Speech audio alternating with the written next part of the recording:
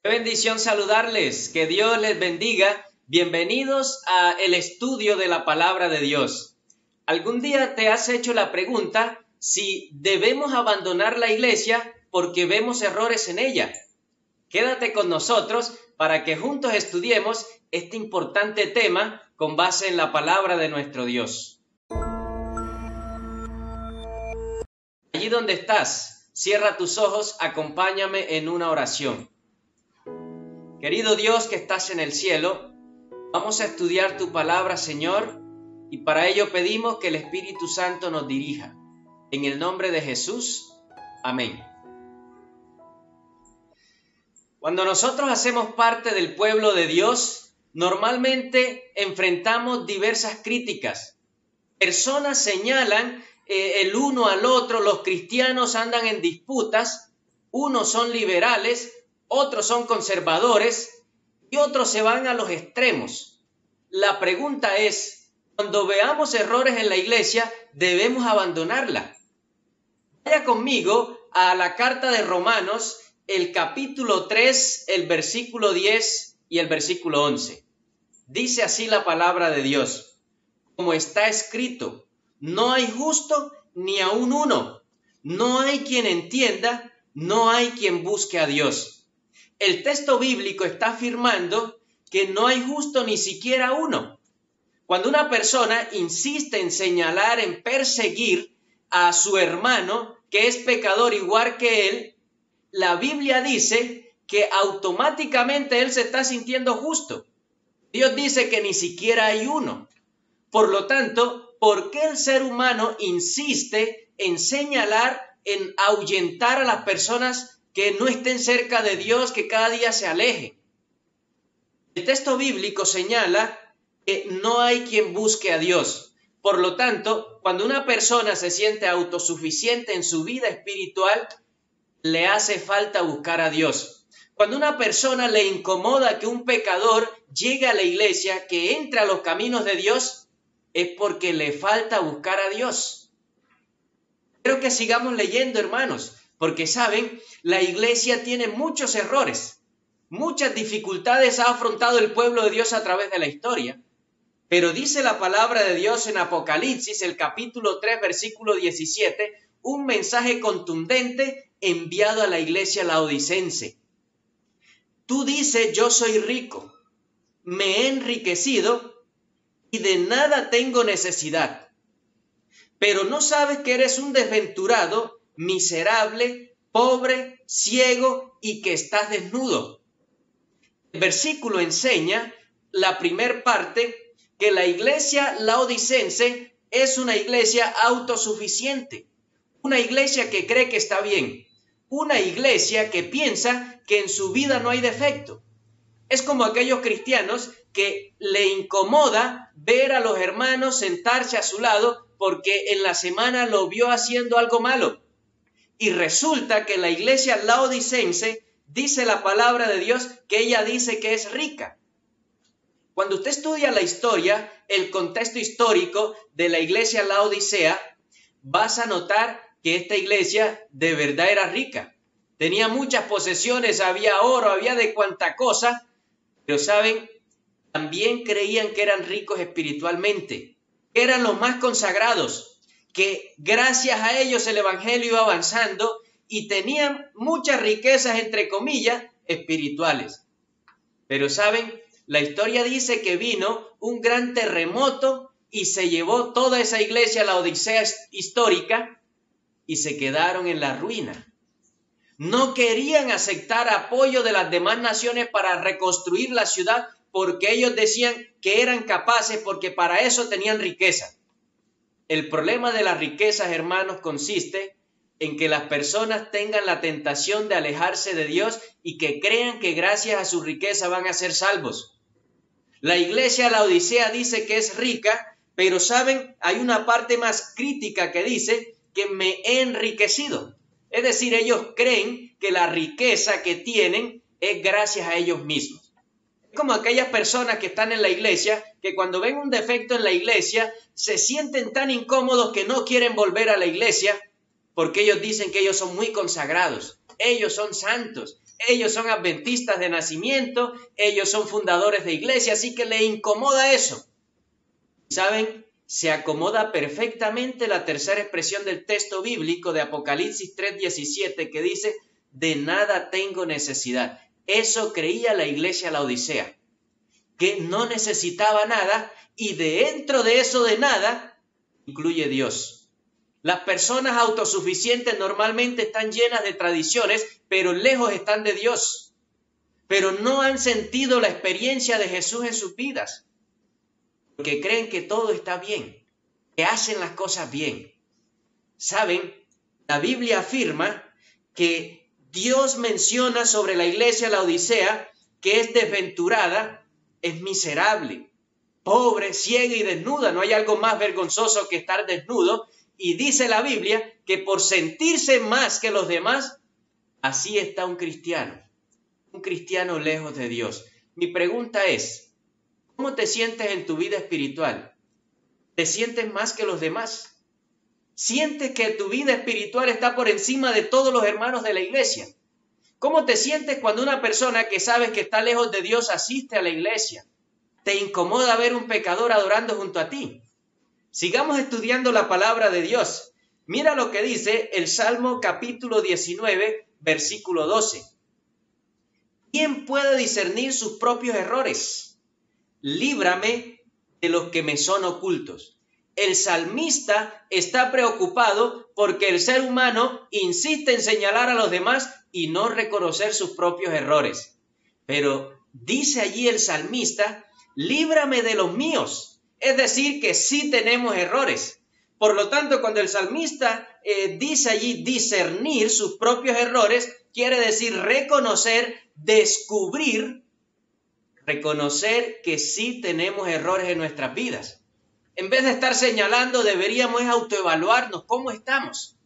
Con razón, la Biblia afirma con preocupación esa pregunta, ¿quién puede discernir sus propios errores? Es muy difícil notar nuestros propios errores porque es más fácil ver a los demás, es más fácil criticar, pero es muy difícil, hermanos, reconocer el orgullo que tenemos. Es muy difícil reconocer lo autosuficiente que somos. Es difícil, hermanos, reconocer que nuestra familia no da un buen testimonio y nuestra vida personal tampoco. Pero Dios nos llama a eso, a ser sinceros, a humillarnos ante Dios, a saber que no son los demás el problema, sino soy yo. Que Cristo Jesús necesita hacer un cambio en mi vida. El Espíritu Santo necesita hacer una transformación en cada uno de nosotros. Así que el texto bíblico sigue diciendo, y es más contundente, ahí en Romanos, el capítulo 3, el versículo 12. Todos se desviaron, sus propios errores. Y además dice el versículo, la segunda parte, todos se desviaron a una y se hicieron inútiles. No hay quien haga lo bueno, no hay ni siquiera uno. Esto es triste, porque el texto bíblico está afirmando que todos se desviaron y cuando dice se hicieron inútiles, está hablando realmente de una inutilidad de corrupción, de creer que así está bien cuando está lejos de Dios. Pero lo más triste que afirma el texto es que no hay ni siquiera uno.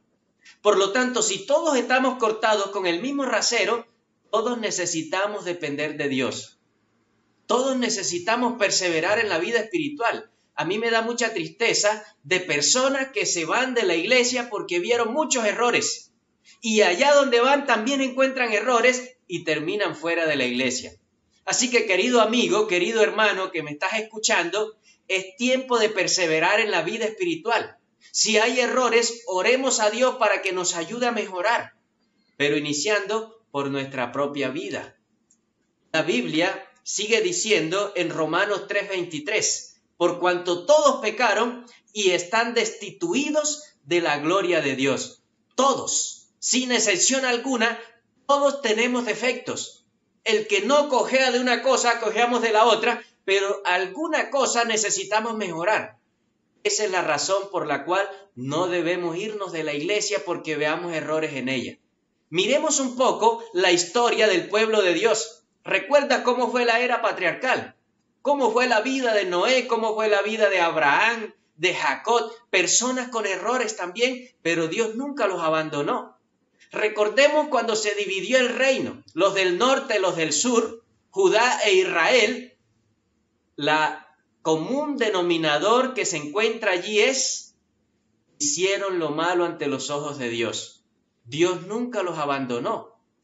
Tenemos un Dios justo, pero ¿saben? Toda aquella persona, toda iglesia que se humilla ante Dios, que se aparte del pecado y que busque a Dios de todo corazón, alcanzará misericordia. Amén. A mí me agrada mucho estudiar la palabra de Dios porque es clara, y cuando la Biblia afirma en Romanos 3:23 que no hay quien haga lo bueno, todos pecaron, todos están destituidos, quiere decir que necesitamos una ayuda externa para alcanzar la salvación. Esa ayuda externa proviene de Dios. Por eso la salvación es por gracia, por medio de la fe, a través de Cristo Jesús. No por obras para que nadie se gloríe. Necesitamos la gracia de Cristo Jesús. Necesitamos ser justificados por la fe. ¿Saben, hermanos, amigos que nos escuchan? Hay una buena noticia en el Evangelio de Juan, el capítulo 6, el versículo 37. Leamos juntos. Vamos a descubrir lo que enseña Jesús en dos pasajes importantes sobre la oportunidad de ir a Jesús como estamos. Juan 6:37. Todo lo que el Padre me da, vendrá a mí. Y al que viene a mí, no le echo fuera. Esas palabras las dijo Cristo, el gran Maestro. El anhelo que tiene Jesús es que vayamos a Él tal como estamos. Porque cuando vamos a Jesús tal como estamos, Cristo transforma nuestras vidas. Lo que antes nos gustaba, ya no nos gusta. El mundo termina siendo aborrecido, todas las cosas mundanales, porque ahora nos encantan los caminos de Dios. Nos apasionan las cosas del Espíritu y las cosas de la carne, ya las aborrecemos. Todo el que va a Jesús, Él no le echa fuera. Por lo tanto, usted que está escuchando este mensaje, hay esperanza para usted, hay esperanza para mí. Si usted dice, está lejos de Dios porque es muy pecador, todo el que va a Jesús, Él no le echa fuera. Acércate a Cristo, busca a Jesús, Él no te va a echar fuera. Dice el texto bíblico en Juan 12, versículo 37. Juan 12, versículo 32. Y yo, cuando sea levantado de la tierra, a todos os atraeré a mí mismo. A todos os atraeré a mí mismo, dijo Jesús. Cuando sea levantado, Jesús fue levantado en la cruz del Calvario. ¿Para qué? Para que tú y yo seamos salvos. Para que dejemos el pecado en que andamos. Para que por favor nos humillemos y miremos a la cruz del Calvario a Jesús, dándonos oportunidad de salvación. Con razón la Biblia afirma que Él atrae. ¿Pero por qué atrae? Porque es un Dios de oportunidades, porque no anda con tanta crítica como lo hacemos nosotros. No anda mirando la paja en el ojo ajeno. Jesús, dice la Biblia, nos atrae con el propósito de que seamos salvos. Pero saben, hermanos, amigos, es importante que tengamos en cuenta un texto vital que se encuentra en Romanos 15, versículo 1. Mira lo que afirma la palabra de Dios. Los que somos fuertes debemos soportar la flaqueza de los débiles y no agradarnos a nosotros mismos. Es decir, la Biblia afirma que hay personas que son fuertes, maduras espiritualmente, que perseveran en la fe y que por años han permanecido y han luchado por la gracia de Dios. Esas personas que tienen esa madurez espiritual deben ayudar a los débiles. Aquellos débiles que menciona la palabra de Dios son aquellos que tienen flaquezas, aquellos que tienen defectos, aquellos que todavía luchan porque hace poco entraron a los caminos de Dios. Así que usted es fuerte o usted es débil. Si usted es fuerte, debemos preocuparnos por los débiles. ¿Cómo los vamos a ayudar? La Biblia dice que debemos fortalecerlos. Debemos de ser fortaleza para ellos, pero la Biblia no afirma, debemos echarlos de la iglesia. Hace poco leía un libro muy importante del pastor Roberto Herrera, titula Peligros Santos en Construcción. Este libro cuenta una historia muy importante que me llegó y quiero compartírselas. En una pescadería habían varias personas allí negociando con sus peces. De repente llegó un pescado nuevo. Allí esa pescadería. Todo el mundo quedó sorprendido y el pescado nuevo, cuando llegó, los otros se incomodaron porque llegó un pescado nuevo. Y les preguntaron, oye, ¿por qué están incómodos ustedes? Y él decía, y todos los demás decían, porque llegó un pescado que huele a pescado. Cuando yo leí esta historia me impactó mucho, porque lo mismo pasa en la iglesia. Cuando llega una persona nueva, nos incomoda porque huele a pecado. ¿Saben? Cuando les estábamos dando los estudios bíblicos, cuando los estábamos evangelizando, les teníamos paciencia, los visitábamos, íbamos por ellos, pero a los que ya se unen a la iglesia, ahora ya tenemos poca paciencia con ellos. Ahora somos rudos con ellos. Ahora queremos que ellos sean como nosotros somos, entre comillas. Y saben, hermanos, Dios dice, por favor, Romanos 15:1, los que somos fuertes debemos soportar. Y quiero resaltar esa expresión soportar, que quiere decir sobrellevar, ayudar a los débiles. La iglesia tiene muchas enfermedades. No podemos ocultar eso. La iglesia sufre y este mundo también tiene muchas enfermedades. Por ejemplo, este mundo sufre del egoísmo, sufre de dolor, sufre aún de la muerte. Esa fue la paga del pecado. Pero en la iglesia hay mucho orgullo. Pero la pregunta es, ¿por qué veo orgullo? Porque veo resentimiento, ¿voy a dejar de ir a la iglesia? Cuando un enfermo va al hospital y ve muchos enfermos alrededor, él dice, me voy para mi casa porque aquí hay muchos enfermos. No, allí se queda. Y saben, la iglesia es un hospital. Algunos estamos más enfermos que otros. Otros apenas están entrando en una crisis de enfermedad, otros están en cuidados intensivos y otros los están pasando la morgue, se murieron. Pero todos estamos en un proceso de búsqueda de Dios. Todos estamos con el deseo de crecer espiritualmente, estamos con el deseo de ir al reino de los cielos. Es cierto que en la iglesia habrá trigo y cizaña hasta la segunda venida de Cristo. Pero saben, hasta que haya oportunidad de salvación, hasta que la puerta de la gracia esté abierta, la cizaña tendrá oportunidad de salvación. Y es el anhelo que Dios tiene para todos nosotros, que todos nosotros seamos salvos, y por ello ha sido paciente. ¿Saben, hermanos, amigos que me escuchan? Quiero compartirte un texto más que se encuentra en Primera de Corintios, el capítulo 1, el versículo 10. Os ruego, pues, hermanos, por el nombre del Señor Jesucristo, que habléis todos una misma cosa y que no haya entre vosotros divisiones, sino que estéis perfectamente unidos en una misma mente y en un mismo parecer. Os ruego, os exhorto. El apóstol Pablo le habla a la iglesia de Corinto con una preocupación porque había división. Cada uno quería hacer lo que quería. Cuando se reunían, el uno quería cantar una cosa, el otro otra, el otro quería hablar en un idioma, el otro en otro idioma. Y Pablo, al ver esa situación difícil que estaba a punto de causar un cisma en la iglesia de Corinto, les dice, por favor les exhorto, pero en el nombre del Señor Jesucristo, que no haya entre vosotros divisiones. La mayor manifestación que el Espíritu Santo está guiando a su iglesia es porque su iglesia permanece unida. Porque sus hermanos se preocupan los unos por los otros. Porque cuando el hermano falla, vamos y le damos la mano. No hay cosa que marque más la vida de una persona, su vida espiritual, cuando él se equivoca y hay alguien ahí para tenderle la mano. A veces los cristianos somos al revés. Estamos esperando el error para señalar, para aplastar y para reírnos. ¿Saben, hermanos? La Biblia dice, por favor, que no haya entre vosotros divisiones, sino que estemos perfectamente unidos. Si usted estaba pensando alejarse de la iglesia porque vio errores en ella, en el nombre del Señor Jesús, avance. Permanezca en los caminos de Dios, pero mejoremos en nuestra vida espiritual. Antes de estar mirando lo ajeno, antes de estar mirando la vida de los demás, de nuestro prójimo, ¿cómo está tu vida? Tú que te quieres ir de la iglesia por tu orgullo, por tu jactancia, por tu suficiencia propia, por eso te vas a ir.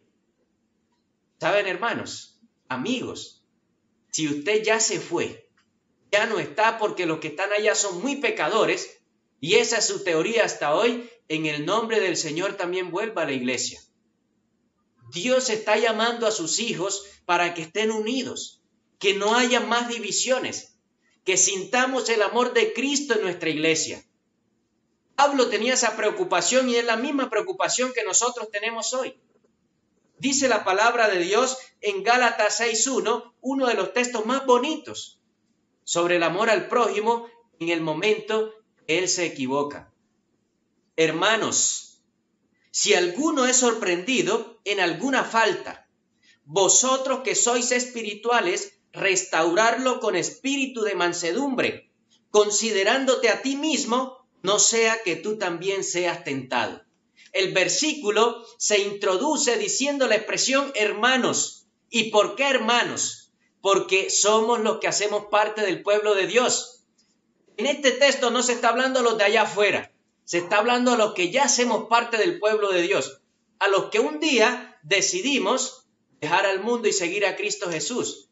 Para usted y para mí, que ya hacemos parte del pueblo de Dios, dice la Biblia, si alguno es sorprendido en alguna falta, usted que es espiritual.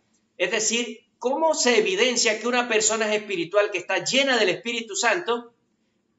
Cuando va y ayuda al que ha caído. Solamente una persona que tiene su vida llena del Espíritu Santo puede darle la mano a un caído. Pero aquel que no está con Dios, lo único que hará será señalar y sentirse feliz porque por fin no volvió a la iglesia. Vosotros que sois espirituales, restaurarlo con mansedumbre, y la expresión mansedumbre allí quiere decir con compasión. La última parte del texto afirma, considerándote a ti mismo. ¿Saben qué quiere decir esto aquí la Biblia? Que usted y yo también podemos caer, que no estamos exentos de nada, así seamos líderes, así seamos lo que seamos. La Biblia dice, considérate porque más adelante te puede pasar a ti. Ese pecado, esa situación que ese hermano cometió, más adelante te puede pasar a ti. ¿Qué va a decir la gente cuando te vea caer que tú te creías el más santo de la iglesia? La vida espiritual, hermanos, no es estar haciendo alarde de sí mismo, es depender de Dios, es buscar a Dios cada día, pero ¿saben? Es también considerar a nuestros hermanos. No somos solos en el pueblo de Dios, somos un cuerpo. Somos un pueblo mundial, somos una iglesia, por la cual Cristo va a venir pronto. Con razón la Biblia afirma, si somos espirituales, restauremos al caído. Por favor, hermanos, no sigamos como estamos. Amemos a los que Cristo ama, así como nos amó también a nosotros. Es vital que tengamos esto presente. Dice Romanos capítulo 5, versículo 8. Pero Dios muestra su amor para con nosotros, en que siendo aún pecadores, Cristo murió por nosotros. El amor de Dios se manifestó en Cristo. Todo el cielo mostró el amor hacia ti y hacia mí. La deidad misma, el Padre, el Hijo y el Espíritu Santo, se vaciaron para que nosotros seamos salvos. Ese es el amor de Dios. Y dice la Biblia, aunque, ese aunque resalta aunque seamos pecadores. Aunque cometemos errores, aunque somos imperfectos, aunque nuestro liderazgo no es el mejor en muchas ocasiones, Cristo murió por nosotros. ¿Que la persona debe buscar a Dios? Claro que sí. ¿La persona debe entregar su vida a Jesús? Eso es claro en la palabra de Dios. ¿Debe haber un cambio, un nuevo nacimiento? Sí. Pero por todos murió Cristo. Todos tenemos derecho a la salvación. Qué bendición saber, hermanos, que Jesús dejó el cielo por ti y por mí, por nuestros defectos, porque un día nos desviamos, porque la creación perfecta que Él hizo desistió de seguir obedeciendo a Dios y se hizo a un lado. Pero saben, el cielo lo dejó todo para darnos salvación y vida eterna. ¡Qué gran amor el de Cristo Jesús! Pero cuando nosotros miramos la realidad en nuestra iglesia, hay mucha gente que se ha ido y cuando uno les pregunta, ellos dicen, porque allá asiste fulano de tal y ese hermano no me lo aguanto.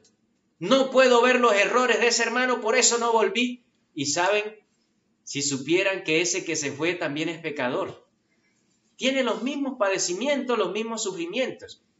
Quiero compartirte unos pensamientos del espíritu de profecía sobre este importante tema. ¿Qué dice la sierva de Dios de aquellos que se van de la iglesia porque ven errores en ella? ¿O qué dice la sierva de Dios de aquellos que se la pasan señalando los errores de los demás? El primer párrafo lo encontramos en Mensajes Selectos, el tomo 3, la página 17 y página 19. Cuidaos de aquellos que surgen con una gran preocupación de denunciar a la iglesia.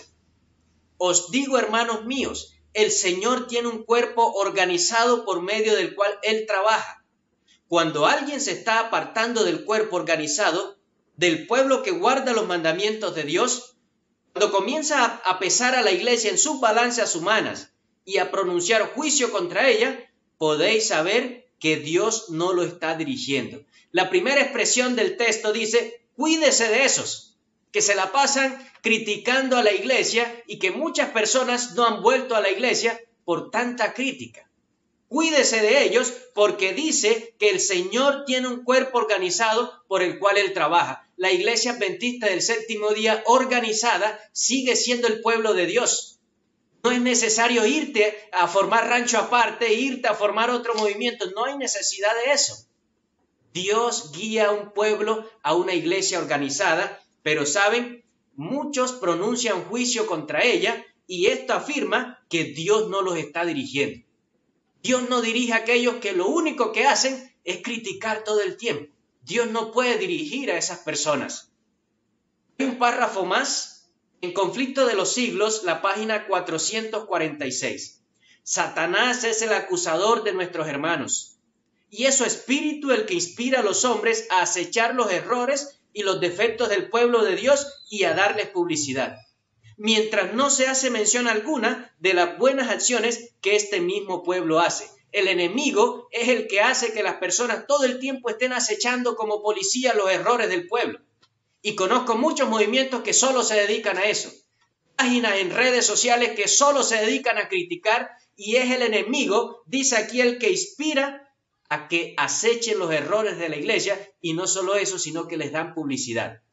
Y lo más raro es que cuando la iglesia hace cosas buenas, nunca dicen nada. Al contrario, se la pasan diciendo que tu derecha no sepa lo que haga tu izquierda, pero cuando cometen errores la iglesia, ahí sí que tu derecha no haga lo que haga tu izquierda. Ahí no lo aplican. La Biblia es clara y el espíritu de profecía lo corrobora, que aquellos que se la pasan ventilando los errores, señalando a sus hermanos, señalando a la iglesia, no vienen de Dios. No están dirigidos por Dios. Hay un párrafo más del espíritu de profecía. Mensajes Selectos, tomo 2, página 75.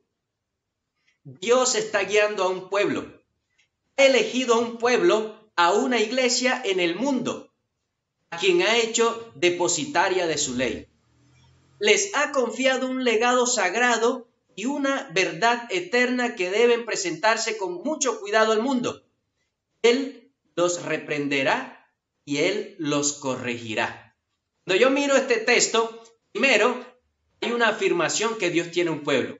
No es cierto que Dios no tenga un pueblo, Dios sí lo tiene. Pero saben, el texto afirma que ese pueblo que Dios tiene errores, porque dice, es Dios quien lo va a corregir. Lo torcido es Dios quien lo va a enderezar.